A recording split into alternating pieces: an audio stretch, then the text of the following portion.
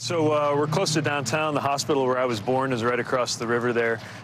Pete Buttigieg wants to be president, a task almost as difficult as pronouncing his name. It's Buttigieg, as in boot edge edge. But the 37-year-old mayor of South Bend, Indiana, and veteran of Afghanistan likes a tough project. But it needed a ton of repair. In the right market. The house, it was vacant, and it was the price was dropping a few $1,000s every few weeks, and I realized it might actually dip to where I could afford it. Mayor Buttigieg lives in this 1905 home with his husband, Chasten. Mayor Pete Buttigieg! Now he has his eyes on a different White House. I am a proud son of South Bend, Indiana, and I am running for president of the United States. Once a long shot, the mayor of Indiana's fourth largest city has been rising in the polls, attracting contributions and attention. Thank you. I am honored. Like, you're amazing. Thank you so much. If elected, he says his top priority would be fixing the democratic system, from the Electoral College to gerrymandering. Let's talk about what might be the great security issue of our time, climate change. Otherwise, he believes progress on climate change and health care would be difficult. But what most people see in Pete Buttigieg is the man who would become America's youngest president.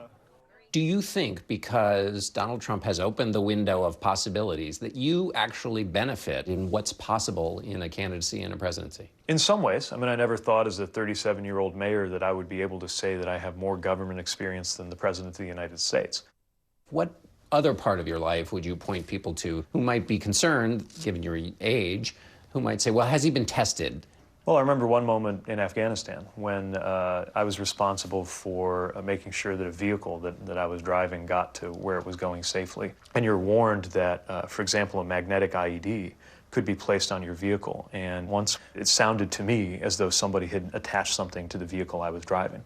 For a split second, we had to figure out whether to ditch the vehicle, which would have been obviously very risky as well, because you're very obviously a target in the middle of a city where some people are pretty eager to attack you if they got the chance. Turned out what had happened was that there was a beggar who had no legs. He was on a sort of a dolly, and he had slapped the side of the car in order to move himself along.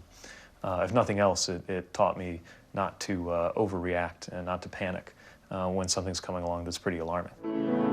Buttigieg is a trained pianist. He's also a Rhodes Scholar from Harvard and has studied the rise of another Democrat. The new frontier is here, whether we seek it or not. Also from Harvard, also a veteran, and also once considered too young for office. If you look at his old campaign poster when he's running for Congress, it's this scrawny, toothy young guy, and the slogan is, "The new generation offers a leader." Truman came out and said, Senator Kennedy, I'm sure you're going to have a great future, but now is not your time. May I urge you to be patient. Yeah, when you're young, you're always patted on the head and told that you're the future. But I'm interested in what you can bring to the present. And the present has always been shaped in some measure by young people. Elected mayor of South Bend at age 29, Buttigieg took over just after Newsweek declared his hometown one of America's dying cities. Big news, big news, big news, Studebaker. Its golden age was more than 50 years ago as home to the car maker Studebaker. More than 20,000 strong, these men and women make up the Studebaker family. But in the early 1960s, Studebaker shut down. Those were all shattered, old-school factory-style windows. And took much of South Bend's economy along with it. This place was really hopping until it all came crashing to a halt. Part of the old factory is now a tech center. We got a code school for teenagers run out of this side. Buttigieg calls it a symbol for what's happened in South Bend under his leadership and what he'd do for the country as president. America deserves our optimism, deserves our courage, and deserves our hope. You've talked about improving the symbolism of the presidency. Why is that important? Because the presidency is also a moral office. It calls this nation to its highest values, and it sets the tone for the story that we tell ourselves. Narrative is a very powerful thing, And we need to make sure that everybody in America understands where they fit in this country's story.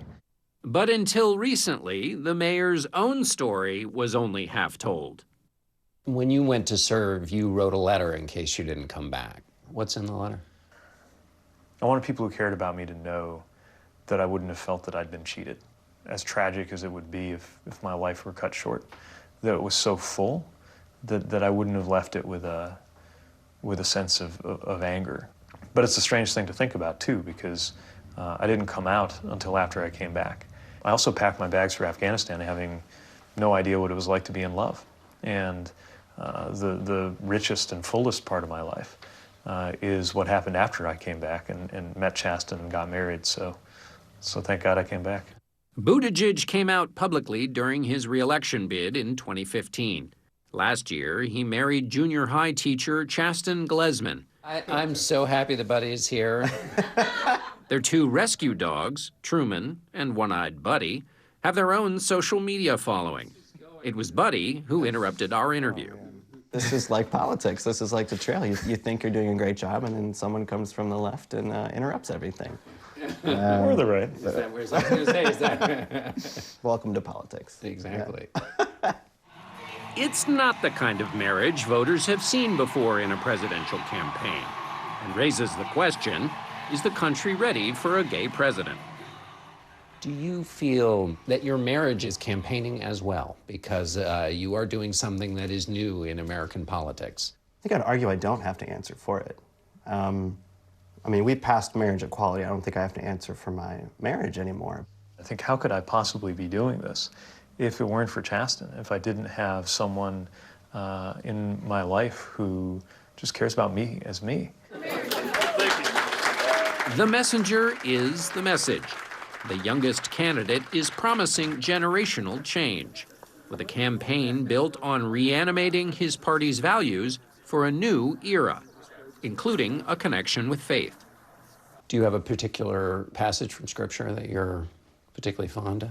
If there's one that I always try to think about when I'm deciding what to do, it's the Beatitudes. I also think about the Scripture that says that when you pray, be not like the hypocrites who love standing in the synagogues and the corners of the streets, that they'll be seen by others and praised for it. So, there's a lot to turn to and a lot to check yourself in Scripture. And there may be a lot to check the political rise of Pete Buttigieg. But for those who have trouble with his name, he says, "Call me Mayor Pete."